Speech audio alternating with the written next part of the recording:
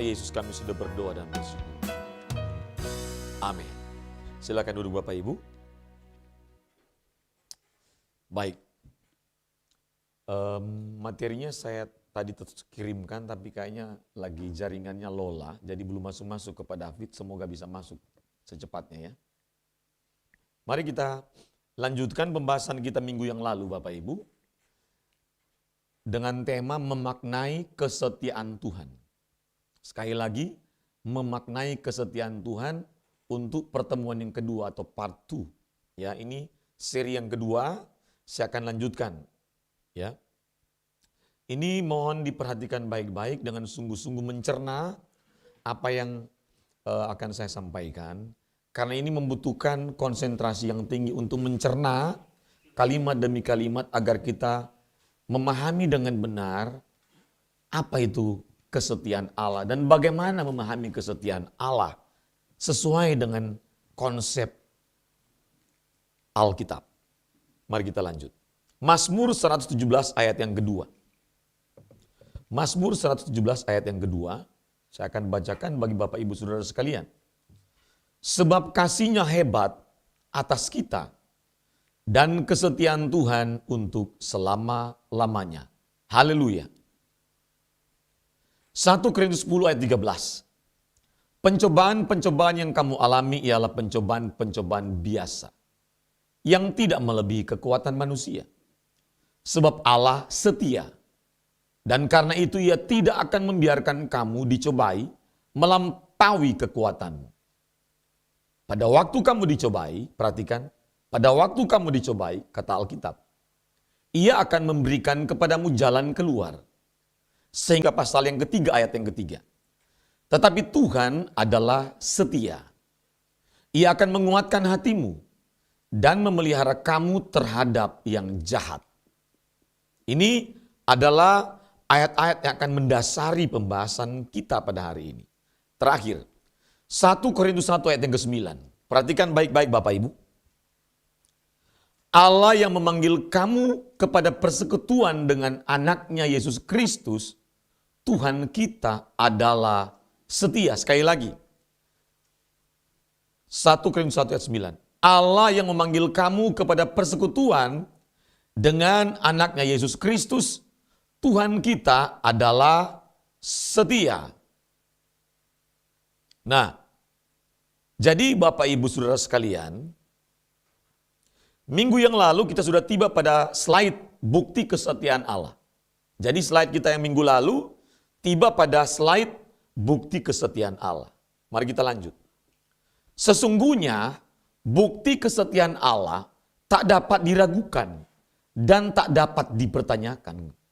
Sekali lagi, sesungguhnya bukti kesetiaan Allah kepada kita tak dapat diragukan dan tak dapat dipertanyakan lagi. Ya, ini penting sekali Bapak Ibu, untuk Bapak Ibu harus pahami dengan benar ini. Karena kondisi dunia makin tidak membaik, akan memburuk, dan peristiwa demi peristiwa terjadi itu sifatnya unpredictable, eksponensial. Perubahannya itu perubahan yang susah diprediksi. Nah, itulah kondisi dunia, dan memang dunia tidak akan makin lebih baik. Itu kata Alkitab. Karena sesungguhnya dunia ini, bumi ini akan dibakar habis pada waktunya oleh Allah pada hari yang Tuhan telah tetapkan. Dan itu kata Alkitab. Pada hari yang Tuhan persiapkan bersama orang-orang fasik. Itulah sebabnya kita tidak boleh menanam pengharapan kita di dunia ini. Kita tidak boleh membangun pengharapan kita di dunia ini. Tidak boleh. Karena akan ada banyak situasi, peristiwa nanti ke depan di luar kemampuan manusia memprediksi dan di luar kendali manusia. Nah, kalau kita berbicara kesetiaan Allah tak dapat diragukan lagi dan tak dapat dipertanyakan lagi, maka bagaimana dengan kesetiaan manusia? Justru kesetiaan manusia kepada Allah yang perlu dipertanyakan. Karena faktanya manusia cenderung tidak setia kepada Allah. Buktinya apa Pak? Dari pelajaran Alkitab, perjanjian lama. Ketika Musa diperintahkan Allah untuk mengeluarkan bangsa Israel dari Mesir, dari perbudakan Mesir, ternyata banyak orang yang tidak setia kepada Allah. Dan Alkitab mencatat orang-orang yang sering memberontak kepada Allah, yang tidak percaya kepada kesetiaan Allah, mereka semuanya mati di padang gurun. Semuanya mati di padang gurun. Tidak ada yang Tuhan sisakan. Hanya Yosua dan Kaleb di generasi itu yang Tuhan percayakan memimpin generasi baru. Generasi yang dipersiapkan, yang lahir di padang gurun untuk masuk negeri perjanjian. Itu fakta. Setelah itu, Alkitab mencatat, Israel pun sering tidak setia kepada Allah. Jadi, yang tidak setia bukanlah Allah kepada manusia, tapi yang sering tidak setia adalah manusia kepada Allah. Mari kita lanjut. Bukti kesetiaan Allah, saya akan mengingatkan kita kembali, mempertegas apa yang saya sampaikan tadi. Ini catatan Alkitab. Allah berpegang teguh kepada perjanjian yang telah ditetapkannya kepada Nuh. Allah memegang perjanjiannya, Bapak Ibu. Tuhan tidak mengingkari perjanjiannya dengan Nuh. Dan kita melihat bahwa ternyata Tuhan menggenapi apa yang dijanjikan kepada Nuh. Tuhan menggenapi. Apakah cuma Nuh yang Tuhan genapi perjanjiannya? Bukti kesetiaan Allah kepada siapa? Abraham. Allah berpegang teguh kepada perjanjian yang telah ditetapkannya kepada Abraham. Allah menggenapi janjinya kepada Abraham. Walaupun Abraham harus menunggu 25 tahun. 25 tahun masa tunggu. Untuk Allah menggenapi perjanjiannya kepada Abraham untuk Ishak lahir. Tapi Allah menggenapi. Dan ternyata ketika Tuhan berbicara kepada Abraham, daripadamu akan lahir satu bangsa, dan mereka akan diperbudak di satu negeri selama 400 tahun, dan itu terjadi. Setiap perkataan Allah terjadi. Bukan perkataan Allah sejak ketika Tuhan menciptakan langit bumi terjadi, tapi setiap perkataan Allah kepada manusia, janji-janji Allah kepada manusia, satu persatu Tuhan genapi. Artinya hal ini membuktikan bahwa Tuhan tidak pernah mengingkari perkataannya dan kesetiaannya kekal untuk selama-lamanya. Apapun kondisi kita, apapun keadaan kita, dengar baik, belajar di catatan Alkitab, ini bukti bukan secara historis, tetapi ini bukti kepercayaan dari tokoh-tokoh Alkitab. Mereka tetap percaya dalam segala situasi dan kondisi. Satu persatu perkataan Allah digenapi. Satu persatu. Bahkan harus melewati proses perjalanan panjang. Abraham menantikan janji untuk mendapatkan Ishak selama 25 tahun. Dan saudara tahu, ratusan tahun, bahkan ribuan tahun, Israel baru bisa merdeka. Diakui sebagai satu bangsa. Tapi tetap Tuhan menggenapi janjinya. Semua tergenapi. Tuhan berjanji akan lahir Mesias. Dan betul-betul lahir. Semua perkataan Allah digenapi. Apa yang perlu kita ragukan lagi? Enggak perlu. Artinya Allah tetap setia kepada perkataannya. Allah setia kepada janjinya. Nah, sekarang kita bicara tentang konsep kesetiaan Allah. Konsep kesetiaan Allah. Mari kita belajar. Belum terkirim ya, materinya belum bisa-bisa ya. Ini jaringan lagi parah ini. Perhatikan, sebenarnya ini ada konsep, ada gambar piramida 3 layer, ya 3 tahap, 3 lapis. Konsep kesetiaan Allah yang pertama, ada dasar dari kesetiaan Allah kepada umatnya. Dasarnya adalah satu, kepada pribadi Allah yang setia aja.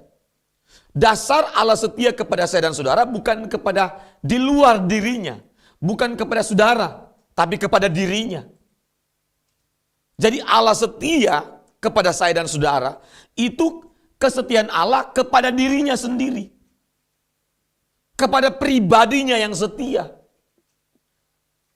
Kepada pribadi yang adalah firman itu. Allah adalah firman, kata Yohanes 1 ayat 1. Pada mulanya adalah firman dan firman itu sama dengan Allah dan firman itu adalah Allah. Yang kedua, tahap yang berikutnya. Cara kerja kesetiaan Allah seperti apa? Cara kerja kesetiaan Allah kepada umatnya, kepada manusia adalah kesetiaan Allah terikat pada natur dan tatanan Allah. Jadi cara Allah melaksanakan kesetiaannya kepada umatnya, menggenapi janjinya, memelihara umatnya, melindungi, memenuhi, memberikan kasih setia, itu terikat pada natur dan tatanan Allah sendiri. Kesetiaan Allah yang Tuhan laksanakan dan Tuhan kerjakan kepada manusia tidak pernah dapat diikat oleh sistem di luar dirinya. Nggak ada. Tidak pernah bergantung kepada peristiwa di luar dirinya. Tidak pernah tergantung kepada fakta-fakta, peristiwa-peristiwa, baik itu peristiwa buruk maupun peristiwa baik. Nggak pernah bergantung. Bahkan nggak pernah bergantung kepada kondisi alam. Bencana tidak bencana, kesetiaan Allah tidak pernah bergantung atau dipengaruhi oleh apapun di luar dirinya. Termasuk sistem alam semesta ini. Ini yang penting saya dan saudara pahami dengan benar, agar iman kita, pengharapan kita, kepercayaan kita kokoh di atas dasar firman Allah yang teguh, firman Allah yang kokoh pada pribadi Allah yang tak tergoyahkan oleh apapun. Penting di akhir zaman ini. Karena selalu ada alasan untuk kita goyang, khawatir, bimbang, ragu. Karena apa? Faktanya tidak memiliki pengharapan, Pak. Ayah saya sakit berat sekali. Ibu saya sakit berat, saya terpapar COVID, keluarga saya terpapar COVID, susah untuk sembuh Pak, sulit. Buktinya orang tua saya sakit bertahun-tahun. Tidak sembuh-sembuh, buktinya keadaan ekonomi, kondisi ekonomi kami itu terus bertahun-tahun kurang terus. Tapi saya mau sampaikan, sakit penyakit, kekurangan uang, keadaan ekonomi tidak membaik, atau apapun keadaan kita, tidak bisa mempengaruhi kesetiaan Allah. Nah, tujuan kesetiaan Allah kepada umatnya apa? Keselamatan manusia. Bukan tujuan-tujuan yang lain. Dan keselamatan manusia, keselamatan kekal. Kekal Bapak Ibu. Jadi tidak ada tujuan kesetiaan Allah itu bersifat fana. Dalam batasan 30 tahun, 50 tahun usia manusia, 70 tahun usia manusia. Tidak pernah. Atau dalam kondisi yang kondisi yang situasional, kondisional. Karena lagi butuh ABC, sehingga kesetiaan Tuhan bergantung kepada sesuatu yang berhubungan dengan keadaan kita yang kondisional dan situasional. Tidak pernah. Kesetiaan Allah tujuannya untuk menyelamatkan saya dan saudara dari api kekal. Mari kita belajar terus ya. Ini yang harus kita pahami Bapak Ibu. Ini konsep kesetiaan Allah. Penting sekali. Jangan memahami kesetiaan Allah itu cetek.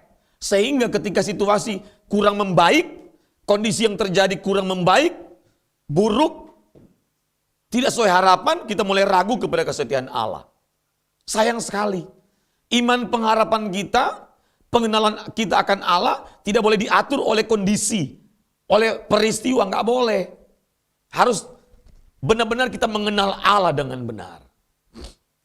Lanjut. Dasar kepercayaan kita kepada Allah yang setia.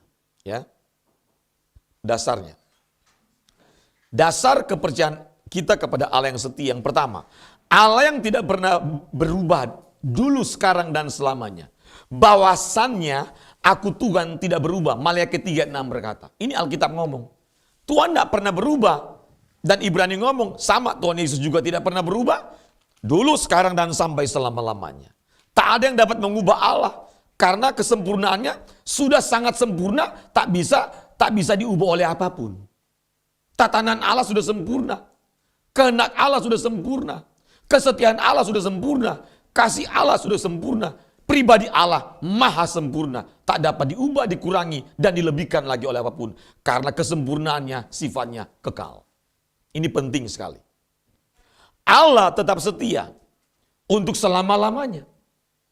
Allah setia untuk selama-lamanya. Allah setia bukan untuk 1, 2 tahun, 3 tahun, 5 tahun. Enggak. Dia setia. Kata Mazmur 146 ayat 6. Allah setia untuk selama-lamanya. Artinya kualitas kesetiaan Allah itu kualitasnya kekal. Tidak ada masa periode, tidak ada masa expired, tidak ada durasi waktu, kekal. Karena kesetiaan Allah lahir dari pribadi Allah yang kekal. Mari kita lanjut. Ini konsep yang sangat penting agar kita tak tergoyahkan di masa-masa sukar, di masa-masa dunia makin membuat kita itu bingung, tak dapat diprediksi. Gonjang-ganjing ekonomi sana sini, seluruh dunia mengalami krisis ekonomi terburuk selama 1 abad sejarah manusia. Inilah masa di mana dunia mengalami krisis ekonomi terburuk. Ekonomi dunia sedang berada di titik terendah. Tidak ada negara yang kuat. Tidak ada negara yang kuat hari ini. Dan ingat, iman kita tidak dapat dibangun dengan berita-berita buruk, berita-berita informasi apapun. Iman hanya dapat dibangun oleh 2. Mendengarkan firman Injil yang dari kebenaran firman Allah. Dan kita harus kuat menghadapi berbagai macam penderitaan. Itulah kondisi dunia. Ya. Tapi kalau pikiran kita dipenuhi dengan cuma informasi, berita, kita lebih senang suka baca berita, baca WhatsApp, daripada baca Alkitab, daripada ibadah, mohon maaf. Imanmu akan begini, goyang. Kalau lagi normal, Anda akan kayak merasa Anda Tuhan, Anda paling hebat. Tapi ketika Anda sakit, Tuhan tolong. Normal lagi, Anda merasa Anda kayak Tuhan. Anda merasa Anda itu tidak butuh Tuhan. Ini kan orang permainkan Allah. Anda tidak boleh mempermainkan Tuhan. Jangan ketika Anda sehat, Anda tidak cari Tuhan. Tapi ketika Anda sakit, Anda baru cari Tuhan. Tuhan tolong. Anda permainkan Tuhan, semua ada waktunya. Cari Tuhan setiap saat. Cari Tuhan.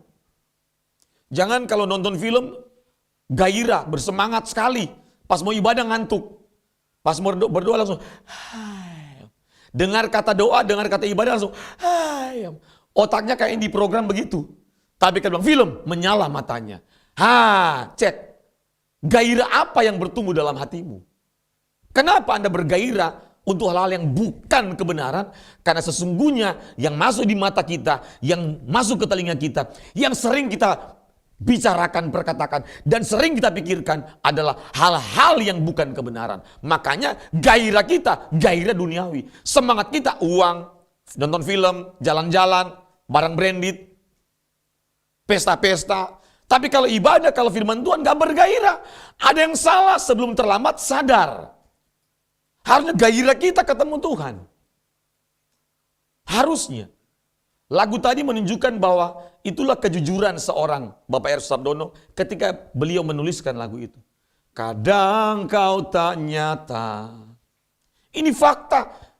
Pendeta sekelas beliau saja sudah pernah merasakan kondisi seperti ini.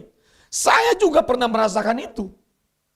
Kadang kau tak nyata, seakan tiada. Waktuku berseru, kau seperti membisu, ku menjadi ragu. Hatiku bertanya, Tuhan kau di mana? Saat ku butuhkan, tiada jawaban, ku merasa kau tinggalkan. Kita sering merasa begitu. Dan itu bahasa yang jujur. Itu jujur sekali. Tapi dengan peristiwa yang Tuhan izinkan kita alami, dan kita berespon benar, perlahan-lahan secara bertahap kita mulai mengerti, oh ini maksudnya. Kenapa Tuhan izinkan saya sakit? Kenapa Tuhan izinkan saya mengalami masalah seperti ini? Ternyata agar Tuhan dapat mendidik saya dan saudara untuk dewasa. Tidak boleh anak-anak terus. Jangan jadi Kristen perjanjian lama seperti orang Israel. Kita sudah lebih jauh pemahaman kebenaran dibanding orang Yahudi. Mereka ini belum paham seperti kita. Makanya mereka menolak Tuhan Yesus. Kita tidak boleh di kelas PAUD pemahaman kita kepada Tuhan. Apa-apa minta terus. Berkat kutuk, kalau taat diberkati. Kalau tidak taat kutuk. Aduh, itu pelajaran sekolah minggu. Kita sudah harus masuk kepada Roma 12 ayat 1-2. Siap mempersembahkan seluruh hidup seluruh hidup bagi Allah. Harus masuk kepada level Galatia 2 ayat 20. Namun aku hidup, tapi bukan aku sendiri yang hidup, tapi Kristus yang hidup di dalam aku. Harus masuk kepada kata Rasul Yohanes 2 ayat 4. Barang siapa berada dalam Kristus, ia wajib hidup sama seperti Kristus hidup. Wajib, kalau tidak berkenan. Seperti yang Yesus katakan kepada Lukas 13. Kalau kamu tidak pikul salib, maka kamu tidak berkenan. Harus begitu kelas kita orang Kristen di zaman sekarang. Sehingga kita tidak mudah ditaklukkan dengan penderitaan, pergumulan, sakit penyakit, kesukaran, kekurangan uang. Tidak mudah bersungut-sungut, tidak mudah kecewa sama Tuhan. Makanya harus berjuang terus. Cari Tuhan. Setiap pagi ada doa bersama Pak Era Susabdono. Setiap pagi, tadi saya sudah masuk jam 5:05 belum buka. Dia punya link. Berarti jam 4:05 di Jakarta Bapak Ibu. Setelah sekitar jam 5:10 saya masuk lagi, sudah buka. Bergairah, harus bergairah. Jangan pas waktu sakit baru suka berdoa, cari Tuhan. Ini mempermainkan Tuhan. Dalam segala keadaan kita harus jadikan Tuhan kebutuhan paling utama. Seperti lagu tadi. Lanjut, tujuan kekal kesetiaan Allah. Kesetiaan Allah bertujuan untuk memelihara orang percaya agar terlindung dari kebinasaan kekal. Jadi tujuan kekal kesetiaan Allah untuk melindungi kita dari kebinasaan kekal. Bukan hanya melindungi kita dari sakit penyakit, dari kecelakaan, dari kemiskinan. Bukan. Jangan pakai kacamata perjanjian lama untuk kita Kristen perjanjian baru. Yang seharusnya sudah fokus memberikan seluruh hidup bagi Kristus. Harusnya begitu. Lanjut. Kesetiaan Allah bertujuan untuk memberikan kesempatan. Catat baik-baik.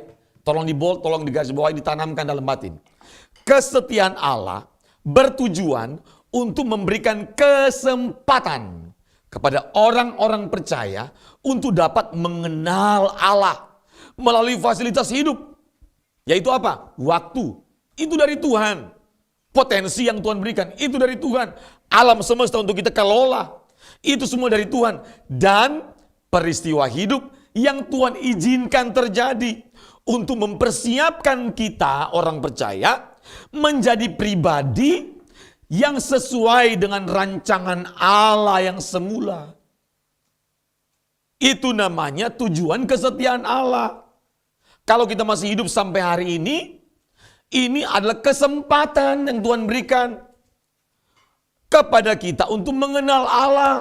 Jangan pakai kesempatan hidup ini untuk berfoya-foya, pesta pora. Jangan pakai kesempatan hidup ini yang Tuhan berikan hanya untuk memuaskan nafsu kita sendiri. Mewujudkan mimpi-mimpi pribadi tanpa Tuhan nikmati apa yang menjadi keinginan dan mimpi kita. Mimpi kita, keinginan kita, rencana kita harus Tuhan nikmati. Karena semuanya harus berfokus kepada bagaimana kita memuaskan pikiran dan perasaan Allah. Harus begitu. Apapun yang kita pikirkan, apapun yang kita inginkan, apapun yang menjadi gairah kita, apapun yang menjadi selera kita, apapun yang menjadi rencana kita, keputusan kita, perkataan kita, perbuatan kita, tindakan kita, karya kita, termasuk apapun yang kita lakukan aktivitas setiap hari, semuanya harus dalam rangka memuaskan pikiran dan perasaan Allah. Dan tujuan terakhir kita menjadi serupa dengan Kristus. Menjadi sempurna seperti Bapa. Itulah rancangan Allah yang original kepada saya dan saudara. Bukan untuk sukses 70 tahun, 30 tahun, 50 tahun di bumi. Rendah sekali tujuan kesetiaan Allah kalau cuma membuat kita menggapai masa depan. Sehingga anak-anak kita bisa keluar di luar negeri. Anak-anak kita bisa jadi orang hebat. Keluarga kita bisa bangun rumah yang baik. Rumah yang mewah. Rumah terbesar di satu kota, satu kampung. Kasihan sekali, murahan. Itu namanya tujuan-tujuan fana yang sangat murah, yang tidak bersinggungan, yang tidak berhubungan dengan tujuan kekal dari kesetiaan Allah. Ini kesempatan. Gunakan kesempatan bukan cuma untuk nonton film Korea, nonton film Hollywood yang terbaru. Kalau nonton film bergairah, drakor, drama Korea. Kalau belanja semangat, tapi kalau pas berdoa, bangun pagi berdoa enggak mau. Tapi kalau drama Korea senang banget. Kalau film senang, semuanya senang. Kalau makan, wah. Pas lihat makanan yang dia suka, wah bergairah sekali. Tapi wajah kesukaan dia, kegembiraan, keriangan, sukacita itu enggak pernah ada ketika ibadah. Waktu ibadah mukanya, kenapa ya? Ada yang salah dalam hidup kita, harus dikoreksi ya. Lanjut. Kesetiaan Allah dan keselamatan. Kesetiaan Allah berkaitan dengan kasih Allah. Komitmen, tindakan, dan perbuatan Allah. Untuk memenuhi dan menggenapi rencana keselamatan Allah atas manusia. Jadi kesetiaan Allah tidak bisa dipisahkan dengan kasih Allah. Dan kasih Allah pasti akan disertai dengan komitmen, tindakan, dan perbuatan Allah. Untuk memenuhi dan menggenapi rencana keselamatan Allah atas manusia. Jadi kasih Allah yang Tuhan berikan kepada kita setiap hari melalui misalnya ini kita bisa bernafas, itu kasih setia Allah yang selalu baru setiap hari. Itu kata Alkitab. Jangan dipakai hanya untuk kita lakukan untuk kepentingan-kepentingan diri yang bersifat fana, sayang sekali. Sangat disayangkan Bapak Ibu. Kalaupun kita olahraga dalam rangka agar tubuh kita sehat, kita diberikan umur yang lebih panjang, dan semua itu kita pakai, kesehatan, kekuatan, umur panjang, kita pakai untuk melayani Tuhan. Lebih efektif lagi. Lebih banyak karya kita kepada Tuhan. Jadi untuk mengefektifkan kehidupan kita dalam melayani pikiran perasaan Allah, dalam melayani pekerjaan Tuhan. Bukan mengefektifkan, mewujudkan mimpi-mimpi pribadi kita. Salah besar. Ya. Pelayanan belum tentu semua itu memuaskan hati Allah. Karena ada banyak pelayanan yang dibangun untuk dirinya, diri manusia. Diri pendetanya, diri gembalanya. Semua uang dimakan sama pendetanya. Fokusnya uang. Khotbah semua berhubungan dengan uang. Bayangkan itu. Itu bukan pelayanan yang Tuhan nikmati, itu bukan pelayanan dan pekerjaan Allah. Dan harus dipahami, pekerjaan Tuhan adalah hidup kita. Tuhan harus menikmati pekerjaan Tuhan yang melalui hidup kita. Bukan aktivitasnya. Bukan gedung gerejanya. Bukan program ibadahnya. Tapi hidup kita adalah pekerjaan Tuhan. Hidup kita adalah ibadah kepada Allah. 1 kali 24 jam. Lanjut. Dalam konteks kesetiaan Allah kepada umatnya. Perhatikan ini. Kesetiaan Allah sangat terkait dengan pribadi Allah, natur Allah, dan rencana Allah atas umatnya. Yaitu keselamatan kekal. Jadi dalam konteks kesetiaan Allah kepada umatnya, kesetiaan Allah sangat terkait dengan pribadi Allah, natur Allah, dan rencana Allah atas umatnya, yaitu keselamatan kekal. Sekali lagi, selalu fokus tujuannya keselamatan kekal. Jadi kalau bukan keselamatan kekal, jangan pernah menjadi fokus. Karena perjuangan kita sesungguhnya untuk menjadi serupa dengan Kristus, itulah keselamatan kekal.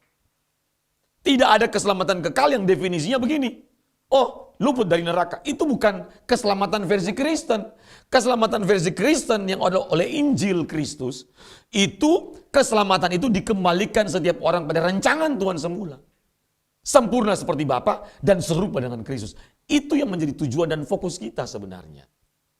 Makanya kita tidak akan pernah mengkhianati kesetiaan Allah kepada kita melalui kesempatan, waktu, tenaga, potensi, kesehatan, kekuatan, harta yang Tuhan berikan. Kita tidak mungkin pakai untuk diri kita.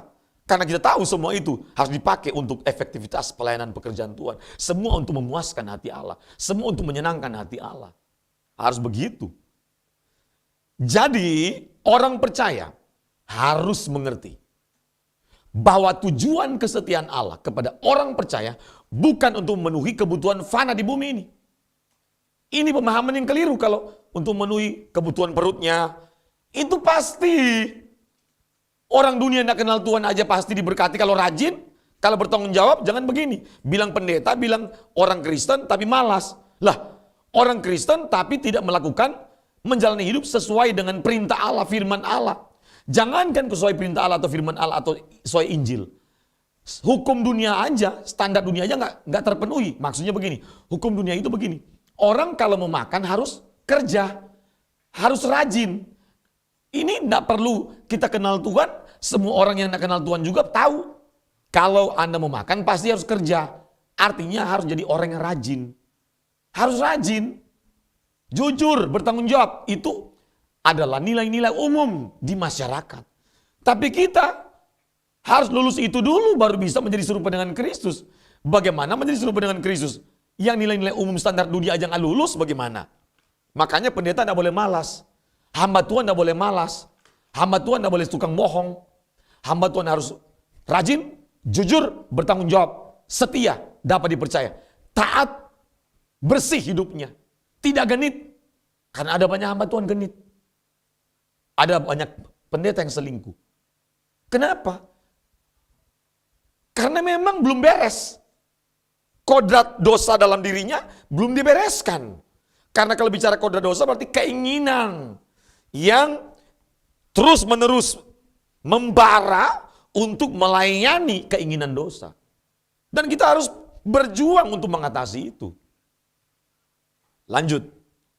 Kesetiaan Allah selalu berkaitan dengan tujuan keselamatan kekal manusia. Kesetiaan Allah dan keselamatan kekal manusia tidak dapat dipisahkan.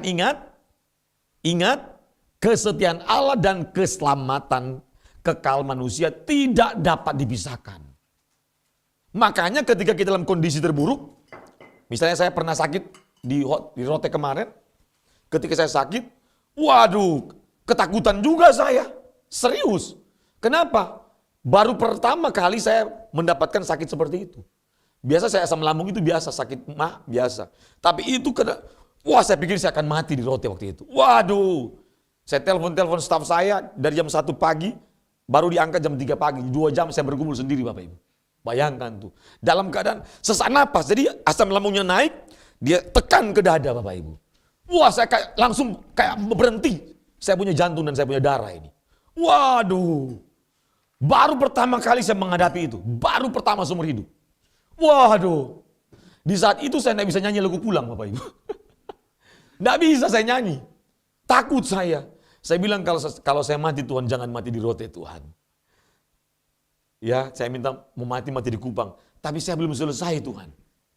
Tapi kalau memang Tuhan sudah selesai silakan. Tapi saya rasa saya belum selesai. Saya harus didik anak saya memenangkan banyak generasi. Puji Tuhan. Sampai besok saya masih bisa bertahan Bapak Ibu. Jam 3.15 staf saya datang. Sempat saya suruh kerok, urut. Saya kerok, itu sudah kayak berdarah Bapak Ibu. Saya kerok dan mulai agak bisa bernafas. Waduh. Dalam keadaan seperti itu, kalau saya tidak mengenal Tuhan, saya bisa bayangkan banyak orang yang mati di hotel, kamar hotel Bapak Ibu. Saya berjuang, saya lawan terus. Saya lawan. Dan saya tidak boleh kecewa sama Tuhan ketika Tuhan berangsur-angsur baru mau jawab. Saya tahu cara kerja Tuhan itu proses. Dan itu kesalahan saya. Asam lambung ini ternyata saya sudah lama. Tapi saya tidak mengerti. Kenapa? Kalau ternyata tanda-tanda asam lambung itu, GERD itu, jadi kalau suara sudah mulai serak, kehilangan suara, dan mulai kayak sakit-sakit tenggorokan, itu salah satu. Sering kembung perut, ya. Oh, baru ngerti saya. Umatku binasa karena tidak berpengetahuan. Aduh. Maka saya bertobat. Bertobat saya. Maka tiap pagi sekarang saya olahraga, saya jaga makan saya, ya puji Tuhan, termasuk cepat pemulihannya Bapak Ibu. Saya bisa merasa, waduh, biasa waktu saya kena itu Bapak Ibu, ngomong pun saya malas. Kayak capek, ngomong aja capek Bapak Ibu. Jalan ke kamar mandi itu capek. Habis mandi itu capeknya minta ampun Bapak Ibu. Saya baca chat, baca WhatsApp aja, aduh pusing saya. Pusing gak bisa balas. Maka saya itu off waktu itu. Sempat seminggu saya gak bisa melayani. Off dan saya bilang Tuhan saya harus kuat. Maka saya cari semua di internet. Makan apa supaya mempercepat. Makan apa? Obat dokter saya minum 2 minggu. Tidak ada perubahan apa-apa. Perubahan jadi lagi kambuh lagi. Perubahan. Memang saya salah minum aturan obatnya itu saya salah. Tapi setelah 2 minggu saya minum. Tidak berubah saya stop. Saya dapat di internet. Aduh ternyata ada herbal yang bagus. Itu yang saya minum. Kalau saya ngomong di sini kan promosi katanya. Ya, tapi kalau Anda yang sakit GERD atau asam lambung, beli madu Setsma. Setsma itu bagus sekali. Ya, madu Setsma itu sangat bagus Bapak Ibu. 3 hari sudah merasakan pemulihan. Dan saya minum air kelapa muda. Saya makan pisang mas. Nah, pisang mas itu bagus sekali Bapak Ibu. Tuhan memakai setiap buah-buahan untuk membangun kesehatan kita. Saya baru tahu, oh pisang mas. Dan saya makan pisang mas, oh bagus sekali. Saya minum air kelapa muda setiap hari. Saya olahraga setiap hari. Oh, saya mulai makan bayam sayur yang bisa. Ya, dan intinya tidak boleh rakus, tidak boleh golojo kata orang Manado. Harus jaga makan. Nah ini tanggung jawab saya. Kesetiaan Allah tidak mistis, tidak instan. Jangan karena saya pendeta, tiba-tiba saya mau Tuhan percepatkan Tuhan. Saya harus semua cepat, instan Tuhan, karena saya melayani. Nggak bisa. Cara kerja Tuhan itu sesuai dengan proses. Semua ada waktunya. Dan saya harus menghargai itu. Justru dalam keadaan itu saya makin menghargai kesehatan dan waktu yang Tuhan berikan kepada saya. Saya harus bertobat dari telat makan, tidak atur waktu, semuanya cuma fokus kerja, sering lupa makan. Istri saya sudah cerewet, bilang-bilang saya sering lupa. Tidak olahraga karena memetik dari pagi sampai dari dini hari Bapak Ibu bayangkan. Habis saya doa jam 4.30 atau jam 5 sudah terus sampai sore atau malam ngetik. Bagaimana mau sehat? Maka saya bertobat, saya rubah, saya punya gaya hidup. Itu kesetiaan Allah itu menyadarkan kita juga. Jangan cuma Tuhan di mana Tuhan? Ketika saya sakit, ini anak TK kelas Kristen PAUD Bapak Ibu. Ya. Dan ingat kesetiaan Allah tak bisa dipisahkan dengan keselamatan kekal. Itu aja. Ya, jangan dihubungkan dengan atau dipersempit dengan kebutuhan-kebutuhan fana kita. Lanjut. Bagaimana kita dapat memahami kesetiaan Allah dengan benar? Bagaimana kira-kira? Ini belum masuk-masuk ya. Aduh, materinya belum masuk. Mohon maaf Bapak Ibu. Nggak bisa terkirim dari tadi, padahal cuma 11 megabyte. Ini jaringan lagi parah ini. Bagaimana kita bisa dapat memahami kesetiaan Allah dengan benar? Ya, mari kita mulai. Kesetiaan Allah tidak dapat dipahami dengan benar tanpa pengalaman melalui peristiwa hidup yang sukar, pahit, berat, dan sulit. Dan persekutuan dengan Allah. Persekutuan dengan Allah secara konsisten setiap hari. Nggak bisa. Makanya jangan tengking masalah, jangan tengking sakit penyakit. Jangan tengking persoalan hidup, nggak bisa. Aku tengking masalah ini Tuhan, nggak bisa. Justru itu adalah sarana, jadi masalah sarana untuk Tuhan pakai agar kita makin mengenal Tuhan, makin mengenal kesetiaan Allah, seperti apa, bagaimana cara kerjanya, dan bagaimana cara kita merespon. Dan semua masalah yang Tuhan izinkan dalam rangka mendewasakan kita. Seperti lagu tadi. Kan lagunya kan, Kau ajarku dewasa, segala perkara tetap percaya. Kau ajarku mengerti segala hal yang Bapa ingini. Lewat semua, ini lagu bagus. Lewat semua teruji setia seperti Yesus menderita. Emas yang murni, emas yang murni telah teruji indah di mata Bapa. Jadi semua yang Tuhan izinkan terjadi membuat kita dewasa dan mengerti apa sih yang Bapa ingini. Tujuannya satu, agar kita lulus ujian menjadi orang-orang yang setia. Sehingga pada hari pengadilan terakhir Tuhan akan berkata kepada kita, hai hambaku yang setia. Amin. Silakan masuk dalam kerajaanku. Saya sedang menantikan kalimat itu. Maka waktu-waktu kesempatan yang Tuhan berikan, saya gunakan untuk terus memperbaiki diri saya. Memproses, berjuang, terus melakukan kehendak Allah. Fokus mata tertuju kepada Kristus. Ia adalah pribadi yang menjadi teladan ketaatan kita. Terus menerus lihat Kristus sebagai teladan. Agar pada waktunya kita menjadi pribadi yang indah di mata Bapa. Amin. Kau ajarku dewasa segala perkara, tetap percaya. Amin. Kau ajarku mengerti segala hal yang Bapa ingini lewat semua.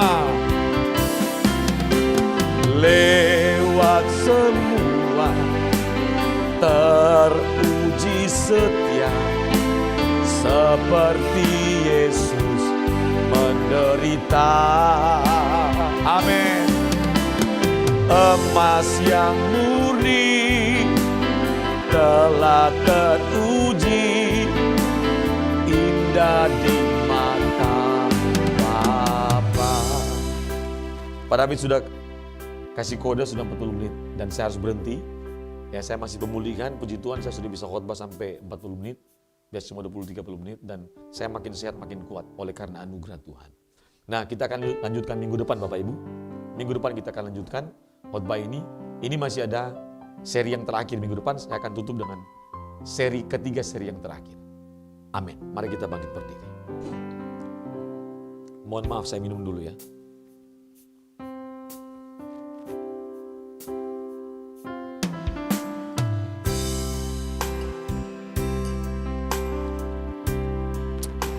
Kadang kau tak nyata.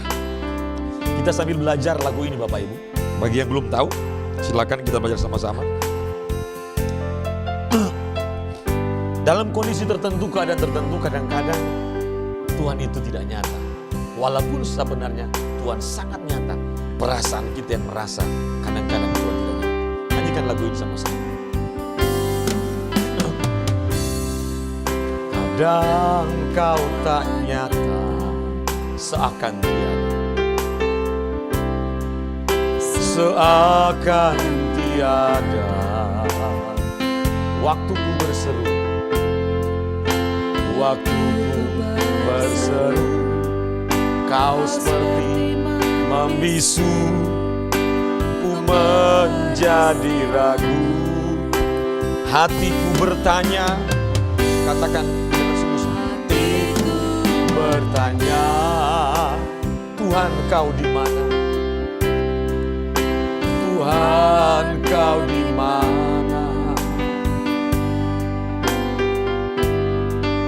Saat ku butuhkan, tiada jawaban, ku merasa kau tinggalkan. Katakan sekali lagi.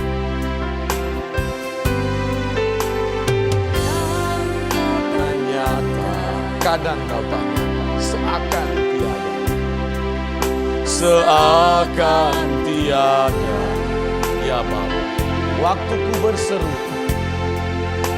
waktuku berseru, kau seperti membisu, ku menjadi ragu. Hatiku bertanya, hatiku bertanya, Tuhan kau di mana? Tuhan kau di mana? Saat ku butuhkan, tiada jawaban, ku merasa kau tinggalkan. Katakan, kau ajarku dewasa. Kau ajarku dewasa segala perkara, tetap percaya, tetap percaya. Kau ajarku mengerti, kau ajarku mengerti segala hal yang Bapa ini lewat semua. Lewat semua teruji setia seperti Yesus menderita. Emas yang murni emas yang murni telah teruji, indah di mata. Kau ajarku dewasa. Angkat tangan dua-dua. Kau ajarku dewasa, segala perkara tetap percaya. Apapun keadaan kita, katakan, kau ajarku mengerti segala hal yang Bapa ingini. Lewat semua teruji setia, seperti Yesus menderita. Emas yang murni, emas yang murni telah teruji, indah di mata, indah di mata Bapa, indah di mata. Sekali lagi katakan lebih sungguh, indah di mata Bapa, indah di mata Bapa. Kami mau indah di mata-Mu Bapa.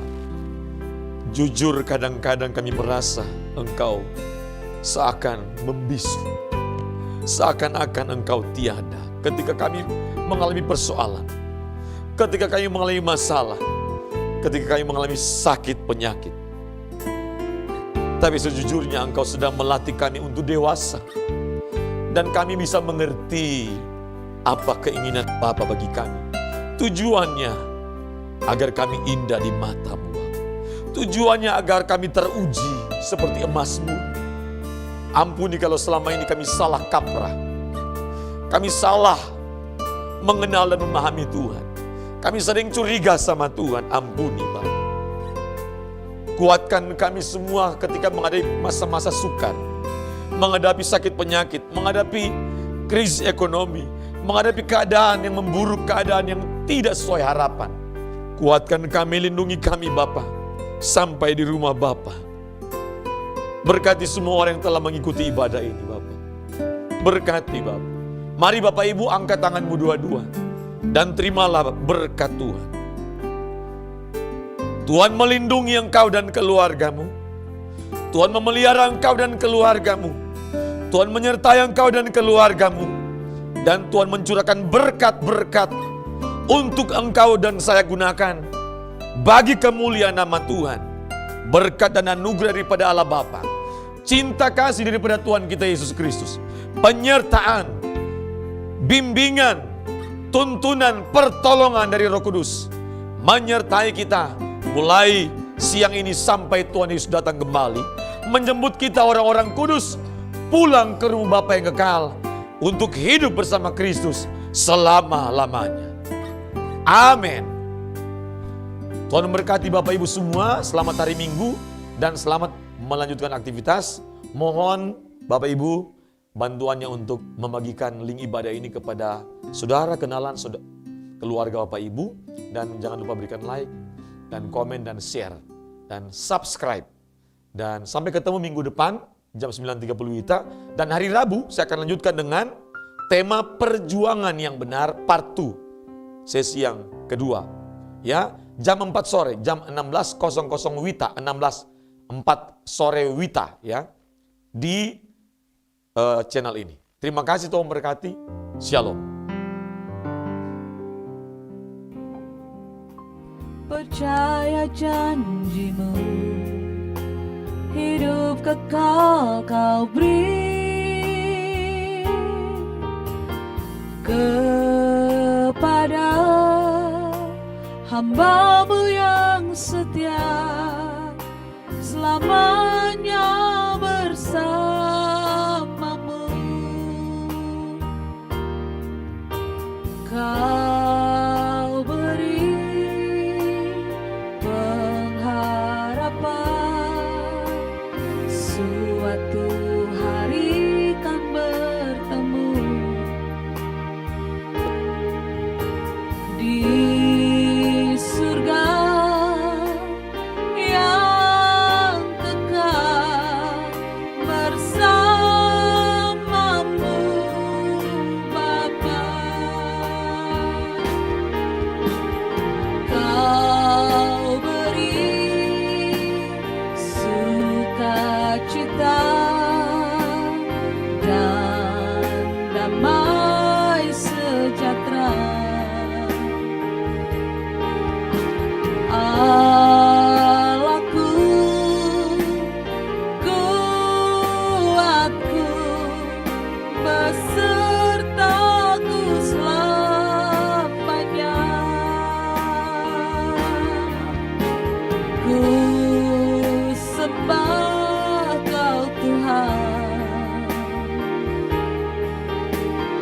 Ku sembah Kau Tuhan, Nama-Mu dimuliakan dalam hidup dan matiku.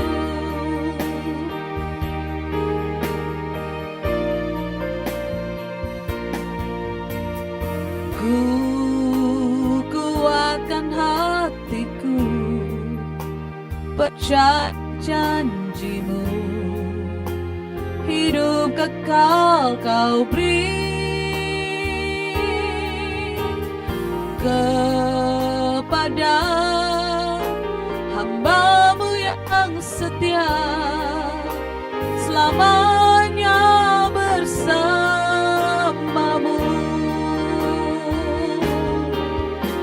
Kau beri pengharapan, suatu hari kan